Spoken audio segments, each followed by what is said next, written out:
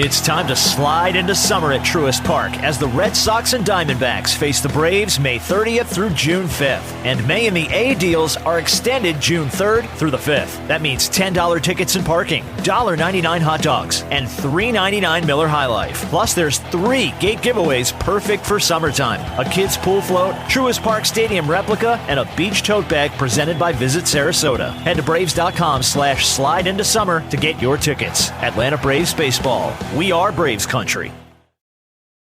Ryan Reynolds here from Mint Mobile. I don't know if you knew this, but anyone can get the same premium wireless for $15 a month plan that I've been enjoying. It's not just for celebrities. So do like I did and have one of your assistants switch you to Mint Mobile today. I'm told it's super easy to do at mintmobile.com/switch. Upfront payment of $45 for 3-month plan, equivalent to $15 per month required. Intro rate first 3 months only, then full price plan options available. Taxes and fees extra. See full terms at mintmobile.com. To get the Crime Writers on After Show right now, go to patreon.com/partners in crime media. I'm Rebecca Lavoie, and this is Crime Writers On.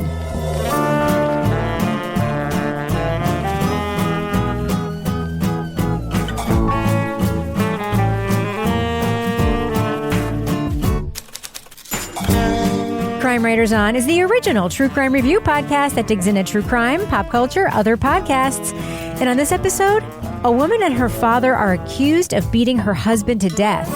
They say it was self-defense. Authorities say it was staged. We'll talk about the Netflix documentary film, Deadly American Marriage. Joining me to get that done and more is true crime author, TV journalist, and host of These Are Their Stories podcast, my husband and love of my life, Kevin Flynn. Hello, Kevin. We do a documentary about us called Boring American Marriage. Also with us is private investigator, certified pet detective, resident cat lady, and author of The Final Curtain, Laura Bricker. Hi, Laura. Hey, Rebecca. And cat update, Saul, a.k.a. Fake Rocky, has been found. As has Leroy, the missing dog in Exeter. I literally have no idea what you're talking about because I wasn't here last There's time. a lot of cat and dog drama happening in my world. It's a good time to be a pet detective. That's right. Yeah. And finally, our captain of all things cynical, author of a City trilogy of novels, host of Rip Current Strange Arrivals, which is being made into a movie, by the way, and the Patreon Deep Dive Book Club podcast host, Toby Ball. Hi, Toby. Hey, Rebecca. So, Kevin, it's Monday's program. It is. What's coming up on Thursday's show? On Thursday, we're going to talk about season 2 of the Pulitzer Prize winning series Suave. All right. So, guys, how was it without me? Way better. Yeah? I edited the show. You did great. It was interesting. Like, it's interesting. Kevin has a different way of asking questions, but I was like, well, now I'm waiting for the Kevin and Rebecca banter. Yeah, and it's not here. Yeah. Because you guys banter when you ask Kevin questions. I actually got, so we have an editor, as you know, Livy Burdett, who does the first pass of the show. She takes out all the mistakes and then she does a little editorial tightening. She does a lot of editorial tightening, actually. So the version I got for my final pass edit was quite good. And I was like, I feel like I could take sick days more often. No, shut up. No. And then I got to the part, Kevin, where you're like, I don't know how to start the review. I don't know what to do. It's like there's just way too much that you just know so well that I don't even put it on the script. So when I went to look, and say, I forget how we begin. Yes. So how do we begin? Because it just says leading off. Yeah, I usually have some banter and then I say, so should we get to the thing we're getting to? Yeah. And then at the end, I have, let me do this. It just says, let's do what we do. Should we do what we do? And then nothing else. And then it's now for my favorite part of the podcast. Look, you're the one who writes that script. Well, I mean, you could have put more prompts on it for yourself. Now I know. Yes, exactly. So next time you're sick, you weren't sick. You just were double booked. I was. I had my work retreat. Kevin and I had talked about it, and he thought he had conveyed it to the rest of you that we needed to move it. And he did it in his mind like a play. And then he was like, that's right, guys. We're taping on blah, blah. And you guys were like, what the fuck are you talking about? Toby's like, I'm in the Pacific Northwest. Toby's like, I booked a conference room for this. I booked a conference room. So we're like, okay, can't fix that. Yeah, I was in Fort Bragg, California, at this place called the Red House, which was cool. The Red House. That sounds like the Lotus Spa. It sure was not. But it was a very above board, very nice place to get some work done. It's like Jezebel's in Handmaid's Tale. Exactly. They didn't say Mr. Ball, is there anything else we can do for you? No, as a matter of fact, I don't think I barely talked to anybody. But then I had to hightail it down to San Francisco because I got this last minute notice that a couple of my buddies and I were going to see Nick Cave and the Bad Seeds. How was that show? Auditorium. I didn't know any of his songs. Like I knew he existed, but I didn't know anything about him. So I went in completely without any preconceptions. And it was awesome. It was awesome. I love that. Toby's living his best life. Sure is. Briefly. Yeah. So Kevin. Yeah. Is it time to review the thing that we're going to be reviewing on the show? I don't have it in the script. All I have is leading off clip 1. That's literally how you do it. You just, I ask you, but you can ask anyone. Why don't you show us how it's done? So Laura, is it time to review the thing that we're going to be reviewing on this podcast? Yes, I think we should get right to it. All right, let's get to it. Leading off. Eventually, Jason began to talk about the opportunity to begin a new life for Jack and Sarah, to allow them to have a stable family environment with mother and father. Jason Corbett was the widowed father of 2 young children when he began a relationship with his American au pair, Molly Martens. They moved from Ireland to North Carolina to start a new life, but it came to a violent end after Molly and her father killed Jason with a baseball bat and a brick in an act of alleged self-defense. Most of Jason's injuries were to the back and side of his head. How do you swing a baseball bat and hit somebody in the back of the head if you're standing in front of them? It makes more sense that they were either running from you or you came up behind them. As authorities charged the pair with murder, the Corbett family said the attack was premeditated, accusing Molly of trying to obtain custody of Jason's kids. But when the Martens received a new trial, both sides said the true story of the marriage had yet to be revealed. My plan had been to control the situation until they were old enough to have a say in court. And there were times when I thought that I'm going to die before that happens. But there was never a time where I thought that Jason might die before that happens. The Netflix documentary film Deadly American Marriage recounts the troubling 2015 case and its dueling narratives of who was the actual aggressor. It explores issues around domestic violence, unreliable testimony, and imperfect victims. It also focuses on the Corbett's children, now teenagers living in Ireland, as they deal with their lingering trauma. Spoiler alert, we're going to be talking about plot points from Deadly American Marriage, including the real-life case. So if you want to remain spoiler-free, go to the estimated time code in our show notes for our thumbs up or thumbs down reviews. Additional note, I am the host of Netflix's You Can't Make This Up podcast. I'll be speaking to the directors for that show, but that has not influenced my review. So Laura, your first note indicates that you watched this twice. How come? So I watched it the first time, and I thought I had sort of a sense of who I thought did what and where I landed. And then that sort of flipped for me at some point, and then it flipped back, and I was like, this is a really complicated case. I could see how it would be very easy to cast sort of reasonable doubt on both sides. And I was like, I got to go back and watch this again. There's a lot of twists and turns. There's a lot of different viewpoints that both sides were able to present in this. And so like you hear directly from Molly and her father. You hear directly from Jason's family. You hear from the children. You hear from the lawyers on both sides. You watch these interrogation videos. This is a wild case. I'm like, I've got to watch this again. I was thinking about this. I'm like, if I was like an investigator on this case, there is a lot to work with because this is not black and white. I mean, it's like you think you have it figured out. And then, now she has secret hidden recordings. Oh, you think you've got it figured out. Oh, now the kids have switched their story. Like there's a lot happening here.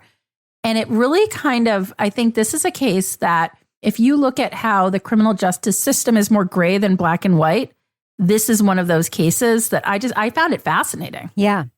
So Toby, I don't think this case is black and white. This is presented very much as it's either this or it's this. Do you think that is the likely answer here? That it's either exactly as Molly says or exactly as Jason's family and children say?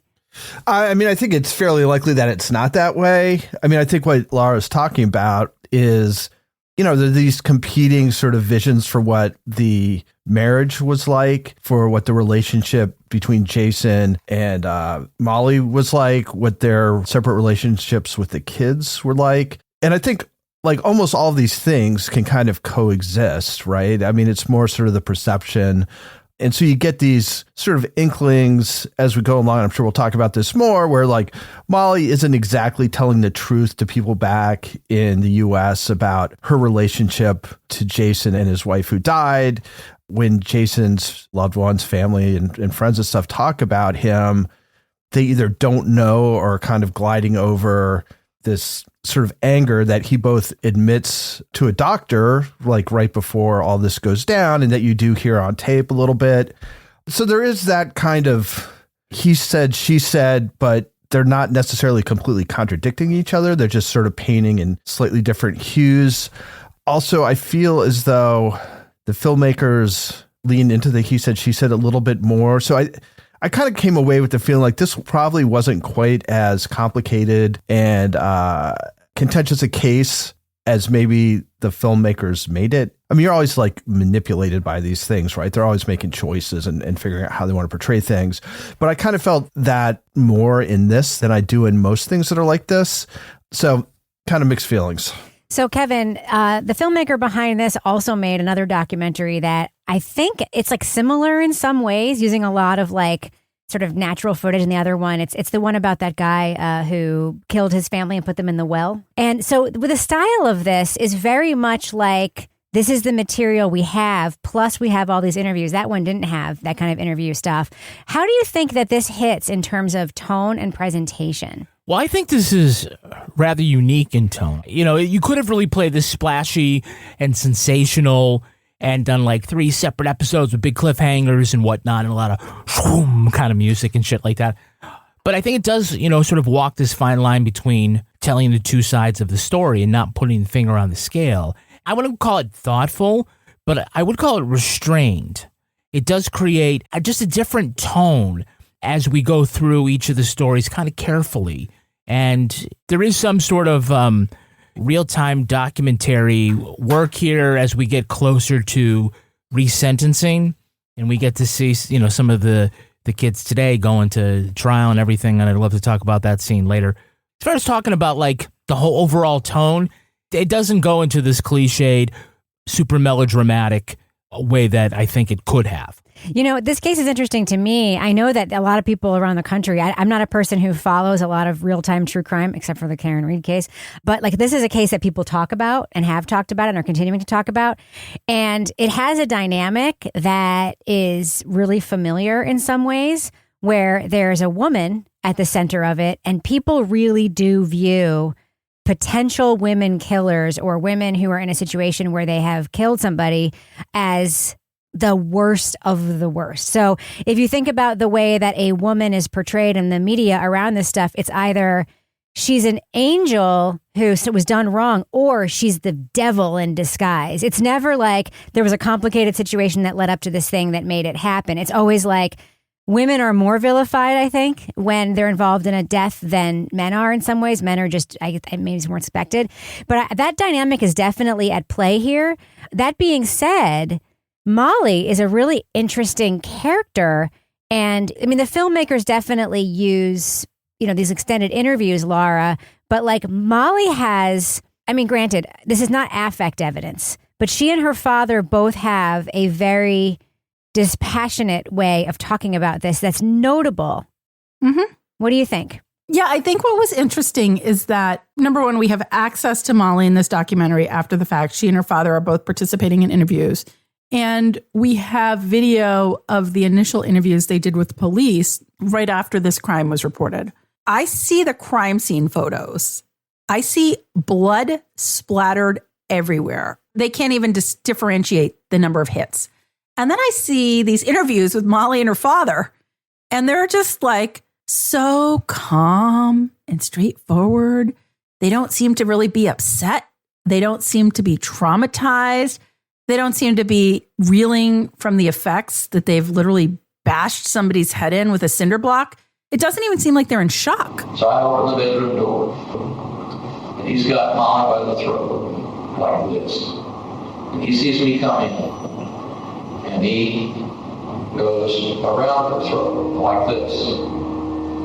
And I said, let her go. She's a little bit more emotional, but having had worked in this field and watched interviews of people after homicides have taken place, this was extremely unusual in the way that these two people that were involved in this responded in such a level way, in a way that was like, wait, what just happened? But I think the fact that then Molly then participates in this documentary in a way where she is very much advocating for, like, I'm here to raise awareness of domestic violence and I'm here to tell my story. And I'm like, whoa. Yeah. So, Toby, it occurs to me that, you know, as much as we always say that, like, affect evidence isn't evidence, you know, remember that documentary, Kevin, about the couple who said that those guys came in with goggles and American Nightmare. Yeah. And it was like his affect was like, you could make judgments about that, but he was telling the truth the whole time. So, Toby, it occurs to me that the reason why it's notable to me is because there's two of them. You know, we're not just talking about one person who we can say, you know, you can't judge how someone's going to deal with trauma, but now we have two people who are both extremely calm. But it also occurred to me, Toby, that her dad, Tom, was in the FBI for a really long time. So he probably has an ability to, you know, understand what police need and you know, and go through a story in a way that he thinks will be helpful to them. What do you think about that, Toby? Well, I mean, I think it's a double-edged sword if you're the police, because on one hand, it's like, yeah, this guy could be super helpful in helping us unravel it. On the other hand, you're like, well, he knows how this all works, so he can manipulate it.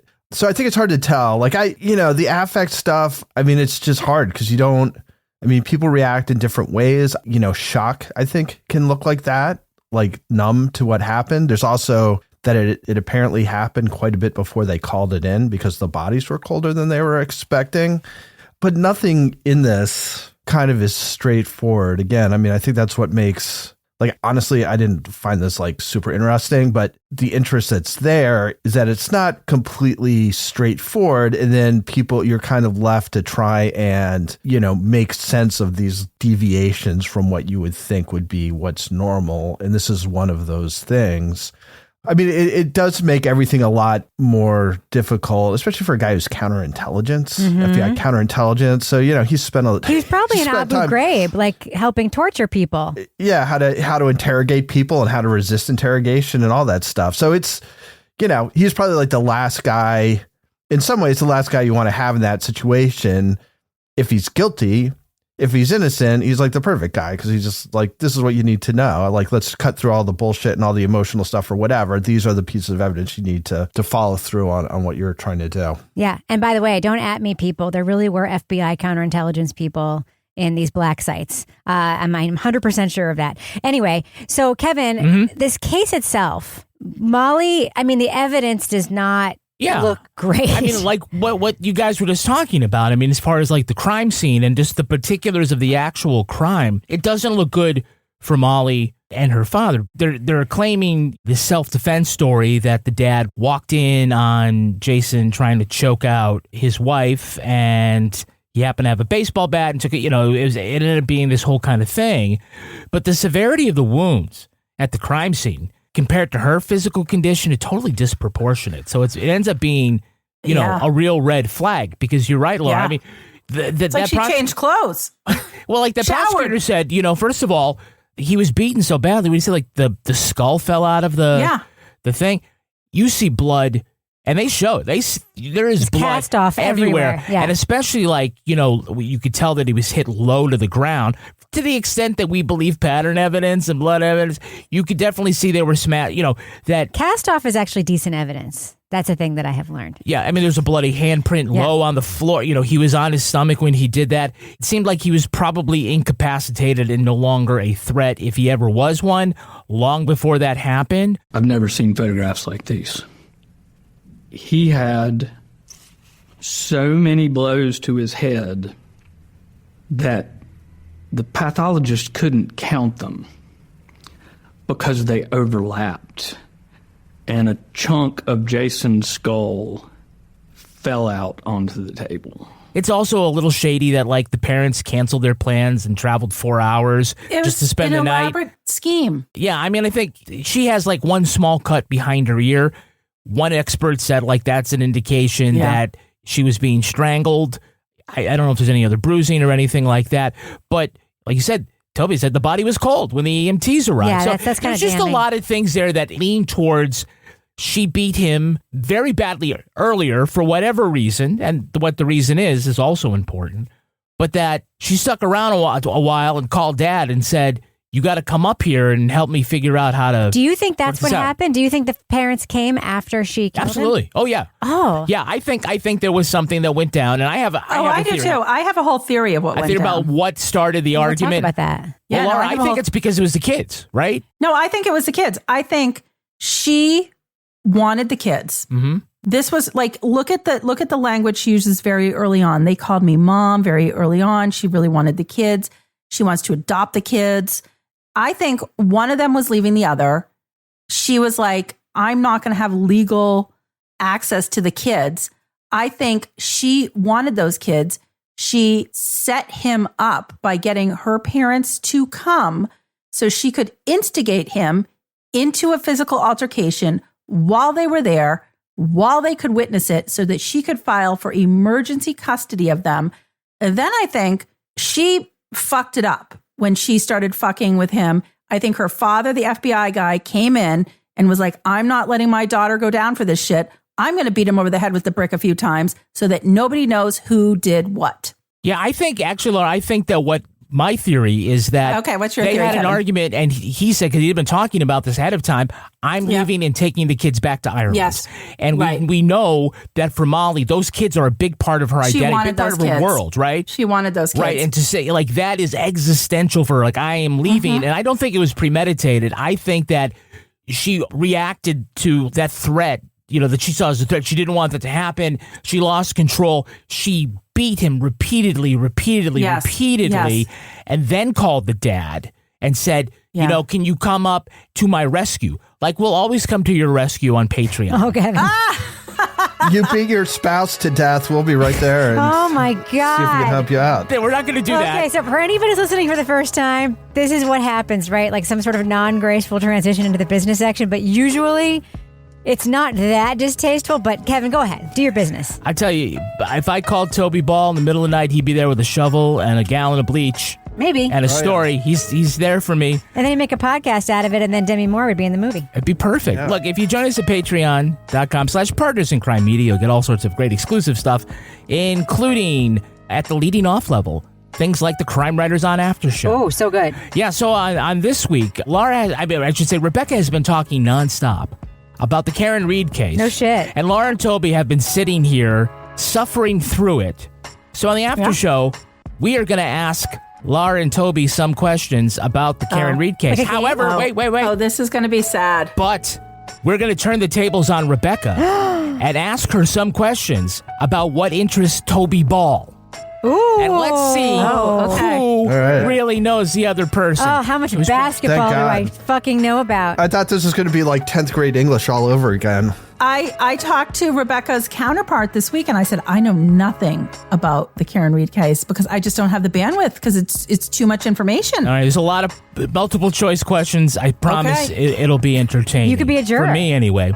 Other exclusive podcasts that you can hear include Toby Ball's Deep Dive Book Club podcast. Toby recently did a book called American Prison, and you can hear that discussion. We have the Karen Reed Readathon that Rebecca likes to talk about. Rebecca, how's it been going for those Commonwealth witnesses? Well, Kevin, not great. Today, one witness will come on and then refute the thing that another one of the prosecution's witnesses says. One witness lied about his education on his resume and CV. And got called out in court for 2 days over it. That was brutal. And today, as we tape this... Talk about getting hit with a brick. Yeah, and today as we tape this... I don't know if we can keep that one or not. But. On Wednesday, there was a neurosurgeon in who would have given some really compelling medical testimony if he weren't maybe the creepiest doctor I've ever seen in my life. But Kevin, there's almost 100 readathon episodes, right? Really? Okay. Yeah, there's 96. We keep running them up. They keep doing the trial. And they will come back after the holiday. If you join us at the Bricker scale level, you get an additional podcast, and that is Laura Bricker's Leave It to Bricker podcast. This time, it's the search for Zelda. Yep. Laura's cat got out, so she used her own cat detective skills. And Rebecca, this is the most disturbing part. It's not even the sardine oil? Sardines under someone else's dick? Yeah.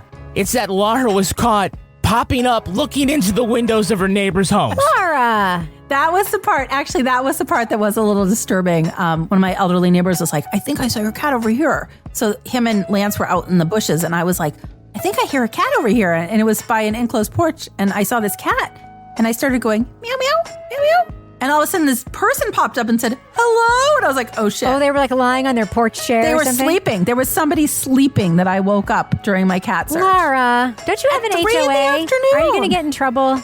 No. She knows a good lawyer. Old people sleep all day long. You should know that. This was a young person that was living with their Young old people sleep all day long. You should know that. And if you join us at the Let's Do What We Do level, you get episodes of Crime Writers on early and ad-free. And if you're one of the special ones who are a deep diver, not only do you get all that exclusive content, but you also get to be there when Toby and his guests talk about the latest deep dive. Toby, the next book that you're going to be talking about is American Fire. Who's joining you? That's tomorrow night. We're recording. If you're listening to this the day it drops, it'll be joining Elon Green. Ooh. Lauren Bright Pacheco. Wow. And Deb Shudico. That's a great panel. Yeah. All that stuff. You can support us all sorts of other ways. Follow us on the socials. We got a really active TikTok going, Instagram, YouTube, all that stuff. You can still find us on Facebook at our official Crime Writers on Facebook discussion group. Look, there's enough of us and not so many of you that we cannot interact with you and say hi. Just at least pop in. Give us the thumbs up. We'll give you the thumbs up back. We love having you part of Crime Writers on Nation. Hey, Kevin. Yes. Remember that Kidfluencer thing that we did? Mm-hmm. And we learned that, like, if you make a TikTok, it has to have, like, a crazy thumbnail with, like, a funny... You've been doing that. It's so fun. I'm like this on every TikTok. Well, I will say, this is no shade at Laura and Toby, but you and I are super expressive, I found out. We make faces. We have big faces when we talk, yes. Yes. Toby's got a lot of putting his finger up to his temple because he's thinking just like And that. Laura's got a lot of looking over her glasses. I've got to look over the glasses, and I've got cats that are hopping around now to say hello. Yes. Mm-hmm. So anyway, those thumbnails are bringing them in. So. Yeah. All right, Kevin. Does thus end our business section? Thus ends the business section. Okay, I'm going to go ahead and fade that music out right now. So, Kevin. Yes. Who's the sponsor for this episode of Crime Writers On? Oh, we welcome a new sponsor. It's Rula Health. Ooh. Finding the right mental health care should be simple and affordable, but for many, it is not. You got long wait times and high costs, and so that means like finding the right provider, it can really make getting help feel overwhelming. Yeah. And so that's where Rula comes in. Rula connects you with in-network licensed therapists that accept most major insurance, right? So it has been a very trying time for many people. Yes. And I always say, you don't maybe necessarily want to take everything that you're feeling and put it on Facebook in a post? Yeah, or tell your sister who's going to go because she might be the problem, right? Yes. Yeah, so like you really want to talk to a professional, find somebody that you're comfortable with.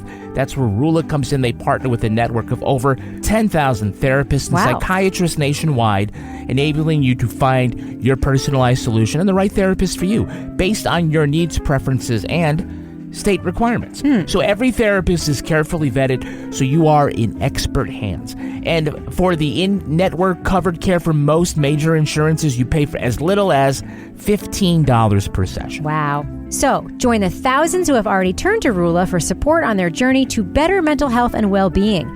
Getting started is so easy. Just visit rula.com/CWO. CWO. Today. That's RULA.com/CWO. CWO. To connect with a licensed therapist who truly cares. Your mental health matters. Individual costs depend on your insurance and deductible.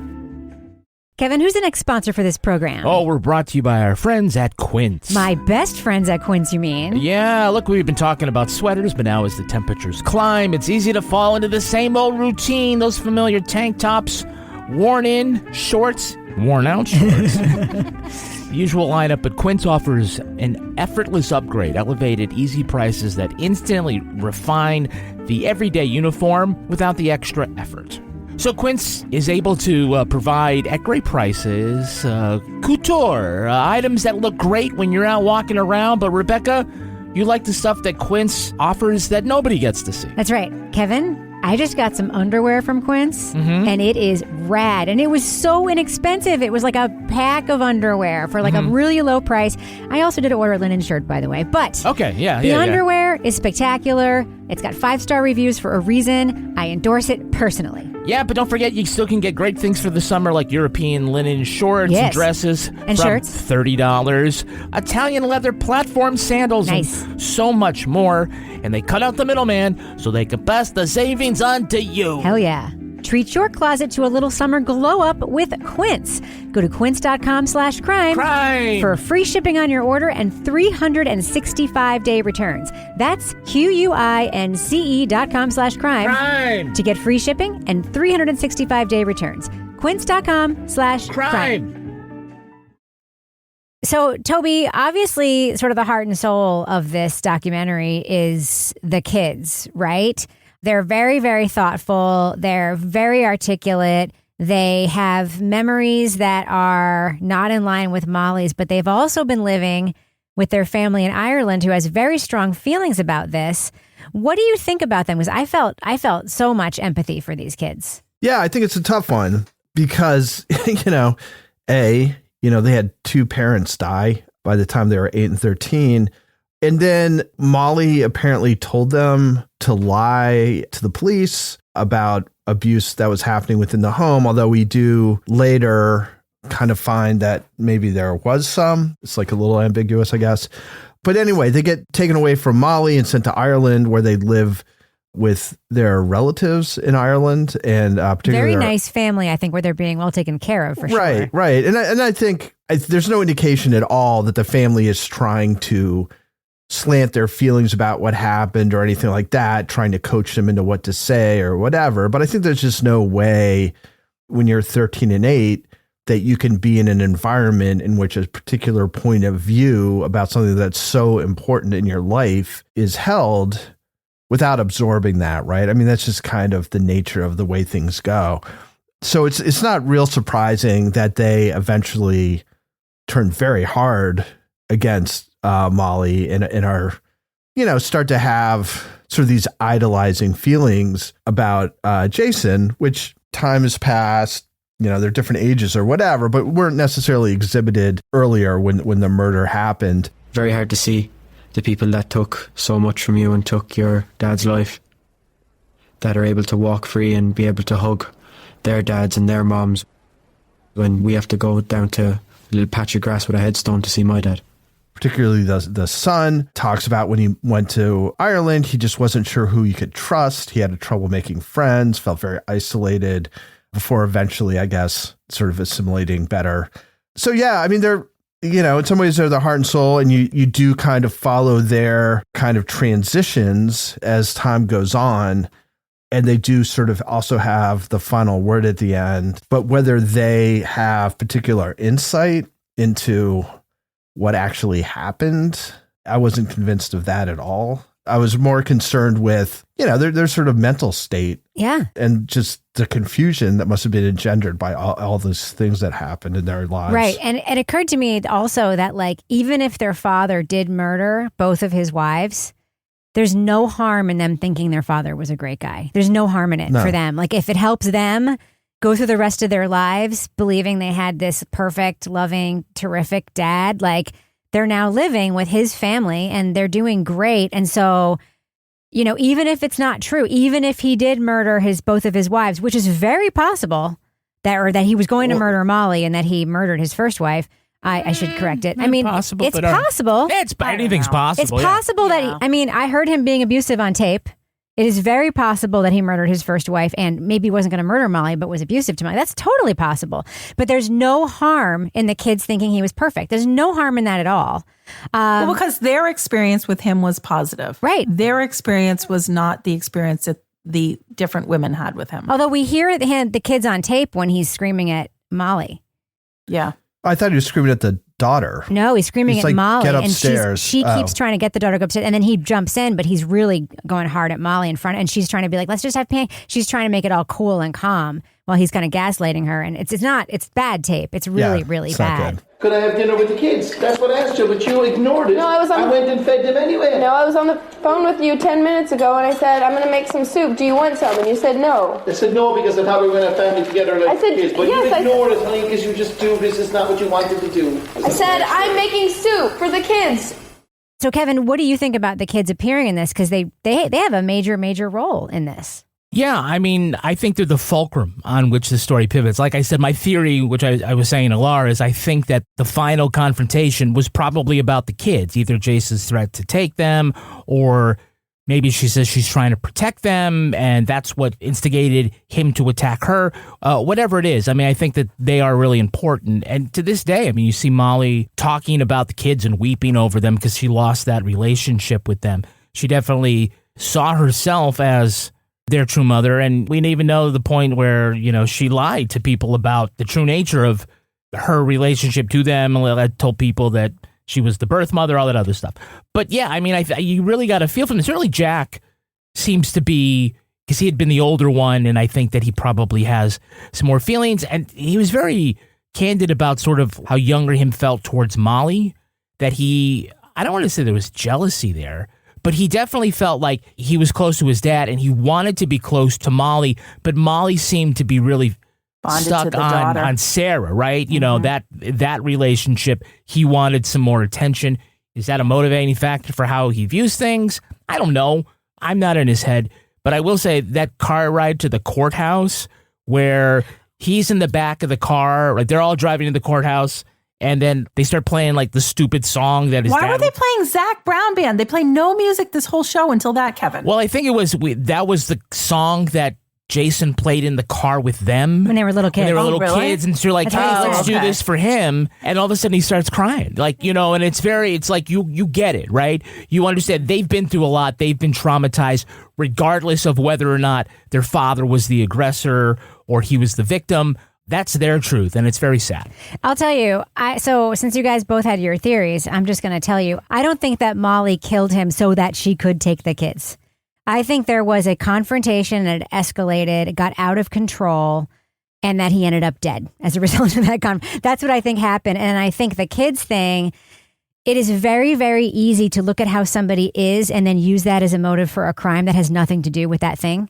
It happens all the time. It's like she killed him because they had a fight the day before. It's like that's generally not why these things happen. It's a crime of passion. It usually is instigated by a thing.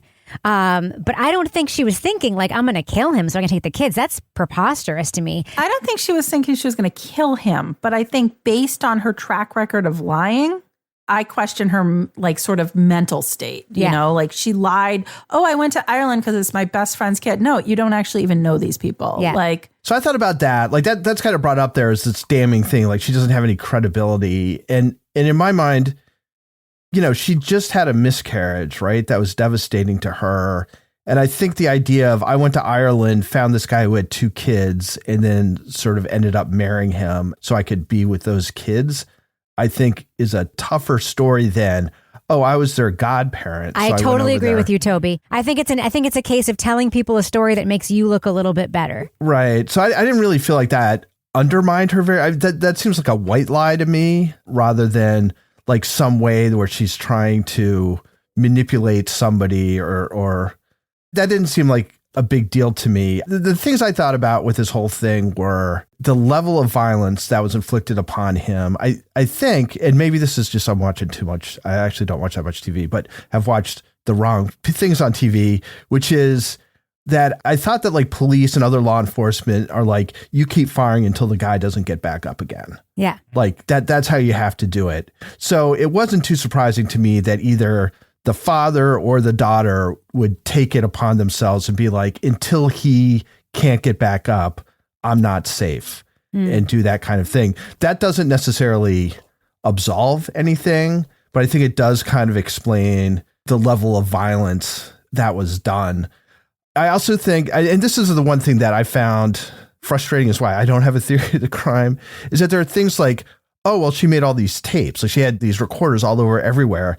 And what we hear is like about 15 seconds of them fighting about pancakes and kids, you know, reactions to things. That's not what they're fighting about. He's just being insane. Well, I think it's controlling, but I don't think it rises to the level of I do. He needs to get his brains bashed in. Totally disagree with you. I don't think anyone deserves to get their brains bashed in. But go ahead, Toby. Well, I just, you know, presumably there are hours of this stuff. And so they picked this one little bit. They picked the best clip they could find. So you're necessarily getting this very highly selected thing. And again, I think the point of this whole documentary is to make it seem very gray. So they're picking something that makes him look like he's controlling, and he may be, but there's just no way of knowing, right? Just based on this 15 second. It certainly is indicative of something like that. The way he is talking to them seems like it's red flags all over the place, but you don't know if that's typical or not. But certainly the filmmakers or the people who had these tapes must know, and you're not given that sense of things. So anyway, I felt like that was one of the frustrating things about this, is that this is basically screaming at you to have a theory, right? You're supposed to come away like, I think she's guilty. I think he, did this thing and it was reasonable response to what he was doing. But then it feels like what you're getting is so selected. And it made me think of Serial too, where it's like, you're not getting the whole story because that doesn't necessarily lead to this like changing of opinions all the time. Which is why I watched it twice, Toby. Well, you're a better person than I am. All right, I was frustrated. That's why I watched it twice. I mean, I know let's just talk about the tapes for a minute. I'll tell you what I heard on the tapes. I heard a woman living with a man who had suddenly changed personalities and become an angry, abusive, controlling guy. And she is taping him so she can play it back for him later so she can prove that he's turned into this person. Trust me, I have been in situations like this where like you're saying to the person, like, this isn't who you are. So then you're like, what do I do? Because they're gaslighting me and telling me they're being fine when clearly they're not being fine. They're being awful. So maybe I'll tape it so that later I can prove to them how they are when they're like this. Like that is so common. I know people who've done this. It happens all the time. I think that's why she was taping him. And I think the tapes do prove he had gone through this personality change that even he admitted he had been through with the... And granted, I'm not saying anyone deserved to get their brains bashed in. That's not what I'm saying. What I'm saying is I do believe that it does rise to the level of abuse, what I heard on that tape. I do. Yeah, I mean, I think nobody went into August 2015 with clean hands. And I think you're right. Like the tapes do show that his personality has changed. He has become angrier than apparently other people have said his personality was, but it's clearly there. The reasons for that could be marital stress, could be things like that, could be he's always had this in him. But yeah, I mean, it's definitely not a good look. I don't know what 100% convinced me that he's also physically violent, but I'm always sort of like I struggle with the believe women. We have to believe women, and that's the mantra. But Molly is not Nikki Adamando, right? There's a history of documented abuse, and then there's this distorted view by the prosecutors, and that's like how she winds up there. I think if you have a good faith, sober look at some situations, you can determine that no, this wasn't actually self-defense. They used that as a pretext to do whatever else. But Jason. Probably not a saint. Both of those people could have walked into that bedroom. He could have been a maniac. She could have flown off the handle. That really could have been what happened in that moment. Yeah. Right. And I totally agree, Kevin, because I think we are like, as a society, we're sort of preconditioned to be like, it's always the woman who is abused. And that's not always the case. Like I see that in my job all the time. It's not always the case, but we are sort of, that's what we expect. And I think there are a lot of things that were going into play walking into this situation. It wasn't black and white. It wasn't cut and dry. And I think she had a lot of unhealthy patterns. Obviously, she's willing to stretch the truth about her involvement in the family. She seems like, she's overly attached to these kids. I think she probably overly attached to these kids because of her own trauma of a miscarriage, which is totally understandable. There's that's not a bad thing. That's like this woman suffered something. She projected her grief onto helping these kids. And this guy who's now dead gets into an unhealthy dynamic with her. I think it's one of those things where we want to blame one person or the other. And I think there's two people in this, and both of them brought something to the table that was not a great relationship dynamic. Let's just put it that way, right? Yeah, but Laura, I think, and this is where I'll diverge from you a little bit. I hate to bring this case up because I know it's divisive, but the Johnny Depp Amber Heard thing, right? There is tape of her throwing things at him and so forth. But what happens in very abusive relationships is that the other person gets pushed into being insane, like crazy. No, It's called I know. Darvo. And then the abuser can say, look what you're doing to me. And then because the society loves to make a woman a villain, like you look at a case like that and it's like, I mean, they also hired all these Russian bots to make it look like he had more support than he did. But I see like Toby an in-between here where clearly something really bad happened to this guy that should not have happened. I'm not disputing that. But I do think that an abusive relationship can really change the wiring in the victim's brain. I really do. And it happens. And I'm not even saying that's definitely what happened. I just think that I don't think she planned this from the start, which is not what you're saying, I know. I don't think she's a nefarious mustache twisting, how do I steal the children woman. But I do think there's something going on there that we can never know. Right. It is just wild though, Kevin. I'm kind of stuck on your theory, though, that she called the dad after. I think that's actually really smart. Really smart. Oh, no, I think the dad covered this up. Tried Absolutely. 100%. Still went to jail. So. Which, he's an FBI guy. Should have done a better job. Yeah. No, and I come at this from the point of view of somebody that analyzes these cases on a regular basis to be like, what's the other side to this? Right. Because it's not always exactly as it's portrayed when somebody is arrested. The world's best get better in Ohio, the premier destination for growth and success. With groundbreaking sites, timely funding, and world-class talent, it's no wonder industry-leading innovators and disruptors continue to call Ohio home. Will you be next? Let's grow together. Partner with Jobs Ohio and see how your business and life work better together. Get started today at jobsohio.com. That's jobsohio.com. Kevin. Yes, Rebecca. Who's the next sponsor for this program? Okay, we're brought to you by our friends at Hello Fresh. Hello Fresh. Hola Fresco. That's what you used to say all the time. I know, Hola Fresco. Yeah, so fresh air, sunshine, and good food. That is what spring is all about. Mm-hmm. You just opened up the deck here. We got that little picnic place to sit. Need to have You mean my sophisticated outdoor table? Kevin? Yeah. So we need to make some stuff quick. Bring it right out there. HelloFresh makes it easy for those home-cooked meals. They take no time at all. Plate it up beautifully. They've got great recipes like pasta primavera, chicken Dijon, and pecan-crusted trout. Yum. As well as over 100 seasonal snacks, sides, and treats. Well, the final kid, we kicked him out. Yes. We're empty nesters now. Yeah, I mean, we didn't really kick him out, but like it was time to go. And He moved across town.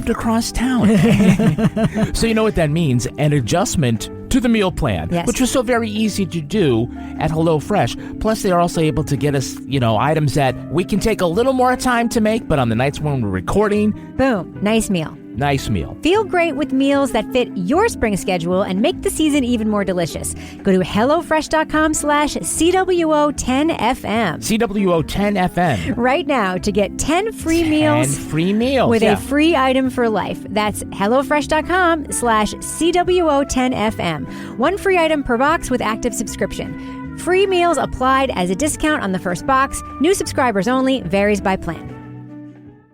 Hey, I'm Paul Scheer. I'm June Diane Raphael. And I'm Jason Mantzoukas. And we're the hosts of How Did This Get Made, a comedy podcast where we deconstruct, make fun of, and celebrate the best, worst movies ever made. Have you ever seen a movie that's so bad that it's actually good? That's what we're talking about. From blockbuster franchises and made-for-TV romances to bonkers 80s action flicks and obscure sci-fi musicals, we cover it all. You can find How Did This Get Made wherever you get your podcasts. And don't forget to follow the show so you never miss an episode, idiot.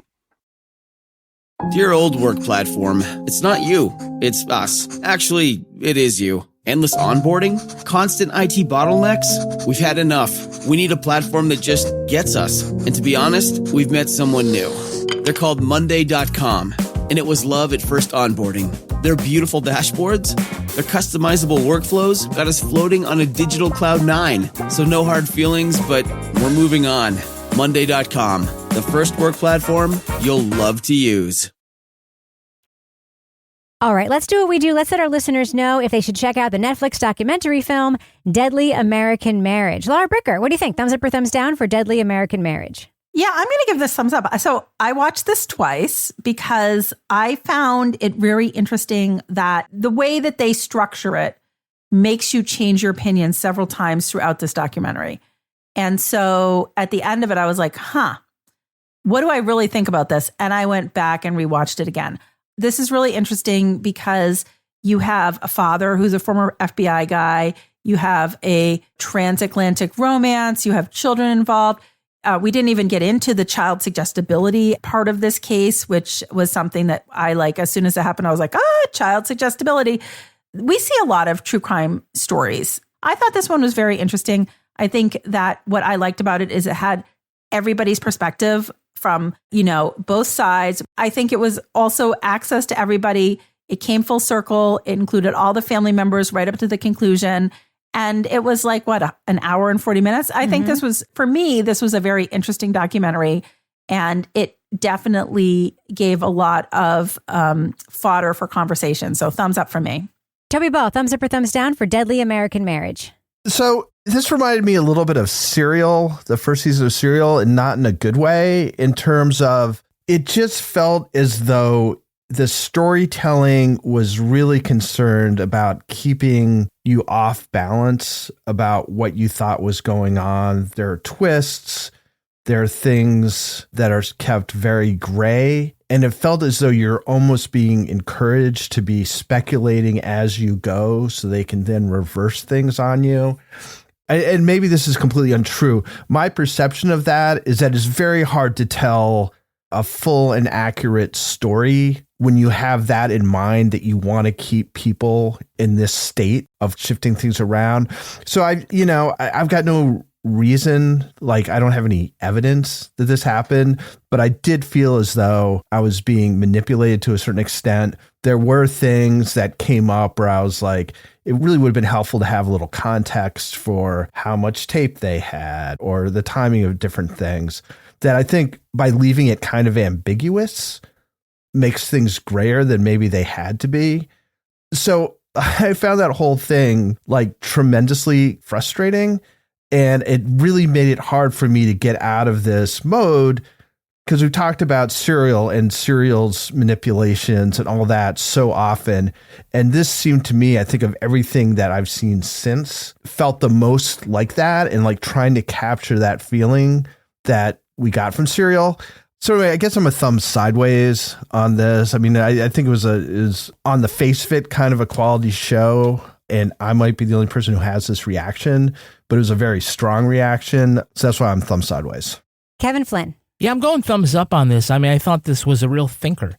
It definitely made me wonder about what happened in the case. And I think that they presented enough and sort of right down the middle that while I have my theory of what happened, I can also look at your opposite view and say, that also could have happened too. And, I think it was, tonally, it was very restrained. They made the most out of the 1 hour and 40 minutes this film is, as opposed to doing 10 episodes or something like that.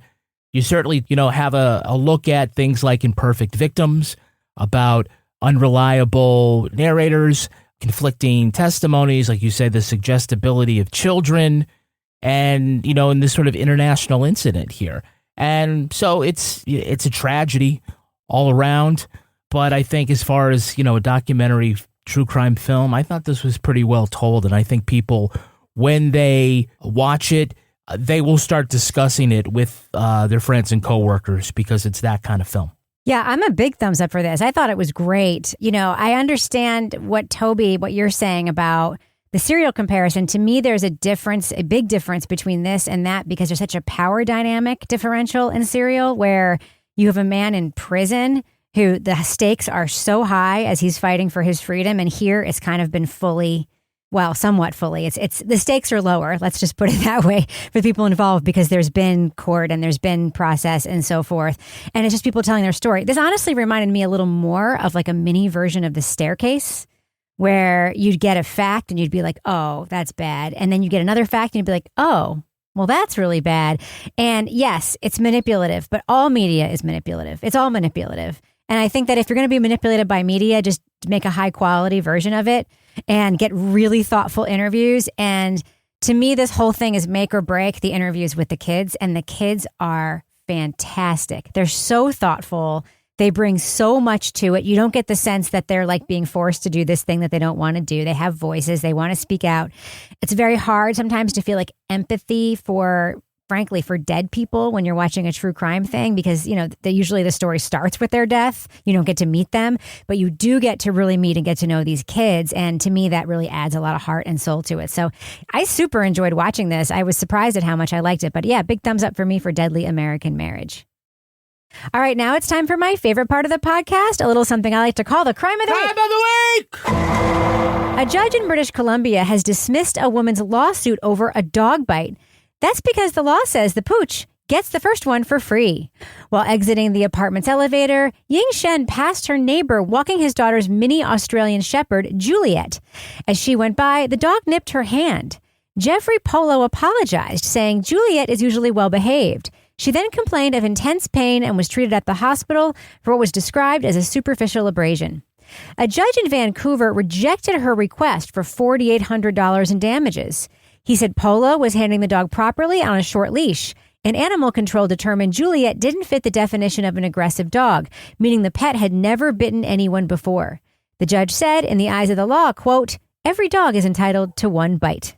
He did find, however, that Juliet had been unlicensed and ordered her owner to fix that.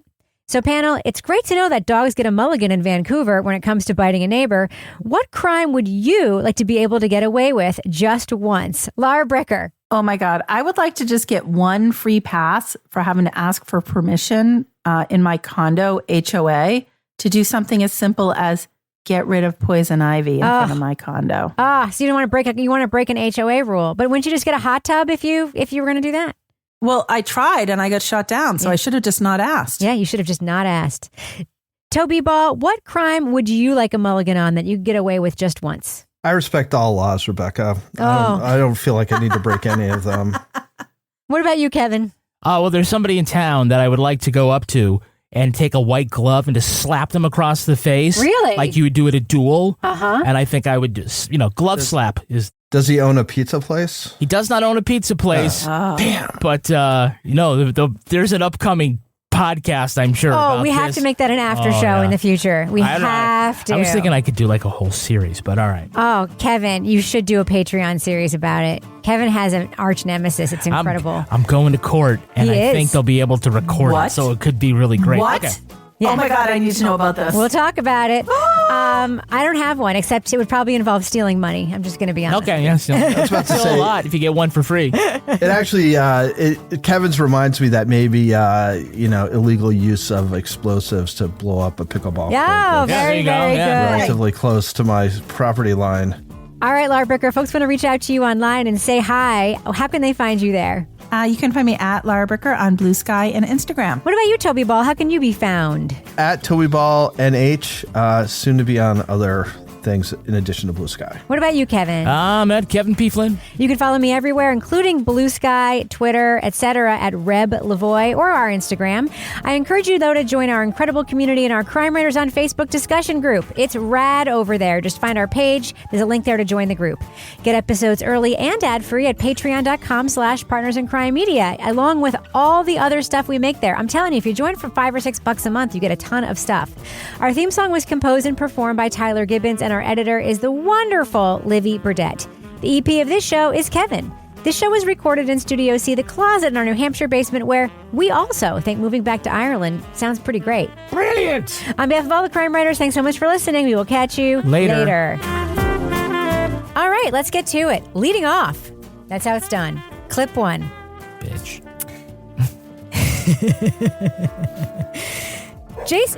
Dog.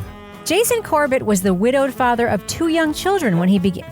Okay, now we need to now we need to get rid of the dog. It's lovely and cute. Briscoe.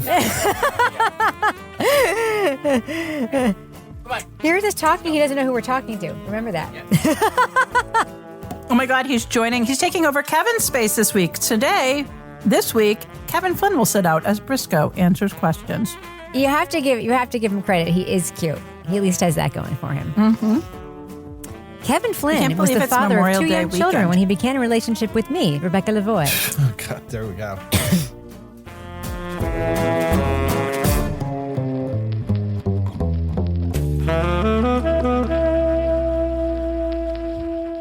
Partners in Crime Media. Hey, I'm Paul Scheer. I'm June Diane Raphael. And I'm Jason Mantzoukas. And we're the hosts of How Did This Get Made, a comedy podcast where we deconstruct, make fun of, and celebrate the best, worst movies ever made. Have you ever seen a movie that's so bad that it's actually good? That's what we're talking about. From blockbuster franchises and made-for-TV romances to bonkers 80s action flicks and obscure sci-fi musicals, we cover it all. You can find How Did This Get Made wherever you get your podcasts. And don't forget to follow the show so you never miss an episode. Idiot.